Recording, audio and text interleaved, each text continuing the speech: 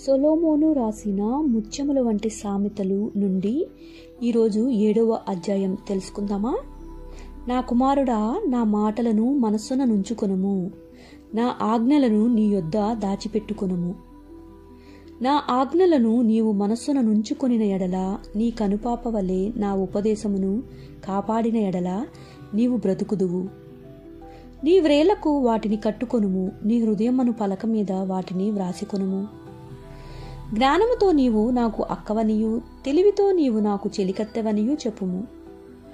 అవి నీవు జారస్త్రీ యొద్దకు పోకుండాను, ఇచ్చకములాడు పరస్త్రీకి లోబడకుండాను నిన్ను కాపాడును. నా ఇంటి కిటికీలో నుండి, నా అల్లిక కిటికీలో నుండి నేను పారజూడగా, జ్ఞానము లేని వారి మధ్యను, యవనుల మధ్యను బుద్ధి లేని పడుచువాడొకడు నాకు కనపడెను. సంధ్యవేళ ప్రొద్దు గుంకిన తరువాత, చిమ్మ చీకటి గల రాత్రివేళ వాడు జారస్త్రీనందు సందు దగ్గరనున్న వీధిలో తిరుగుచుండెను, దాని ఇంటి మార్గమున నడుచుచుండెను. అంతటా వేశ్యావేషము వేసుకుని కపటము గల స్త్రీ ఒకతై వానిని ఎదుర్కొని వచ్చెను. అది బొబ్బలు పెట్టునది, స్వేచ్ఛగా తిరుగునది, దాని పాదములు దాని ఇంట నిలువవు. ఒకప్పుడు ఇంటి ఎదుటను, ఒకప్పుడు సంత వీధులలోనూ అది ఉండును. ప్రతి సందు దగ్గరను అది పొంచియుండును. అది వానిని పట్టుకొని ముద్దు పెట్టుకొనెను, సిగ్గుమాలిన ముఖం పెట్టుకొని ఇట్లనెను: సమాధాన బొల్లను నేను అర్పింపవలసి ఉంటిని, నేడు నా మ్రొక్కుబళ్ళు చెల్లించి ఉన్నాను. కాబట్టి నేను నిన్ను కలుసుకొనవలెనని రాగా, నిన్ను ఎదుర్కొనవలనని బయలుదేరగా నీవే కనపడితివి. నా మంచము మీద రత్న కంబళ్లను, ఐగుప్తు నుండి వచ్చు విచిత్రపు పనిగల నార దుప్పట్లను నేను పరిచి ఉన్నాను.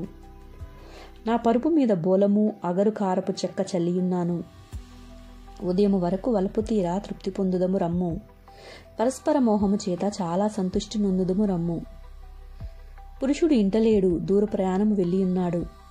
అతడు సొమ్ము సంచి చేత పట్టుకుని పోయెను, పున్నమ్మ నాటి వరకు ఇంటికి తిరిగి రాడు అనెను. అది తన అధికమైన లాలన మాటల చేత వానిని లోబరుచుకొనెను, తాను పలికిన ఇచ్చకపు మాటల చేత వాని నీడ్చుకొని పోయెను. వెంటనే పశువు వదకు పోవునట్లు పరులచే చిక్కినవాడు సంకెళ్లలోనికి పోవునట్లును, తనకు హానికరమైనదని ఎరుగక ఉరియొద్దకు పక్షి త్వరపడునట్లును వాని గుండెను అంబు చీల్చు వరకు వాడు దాని వెంట పోయెను. నా కుమారులారా, చెవియొగ్గుడి, నా నోటి మాటల నాలకింపుడి. జారస్త్రీ మార్గముల తట్టు నీ మనసు తొలగనీయకుము, దారి తప్పి అది నడుచు త్రోవలలోనికి పోకుము. అది గాయపరిచి పడద్రోసిన వారు అనేకులు, అది చంపిన వారు లెక్కలేనంతమంది. దాని ఇల్లు పాతాళమునకు పోవు మార్గము, ఆ మార్గము మరణశాలలకు దిగిపోవును. ఈరోజు 7వ అధ్యాయం మొత్తం ఇచ్చేశాను.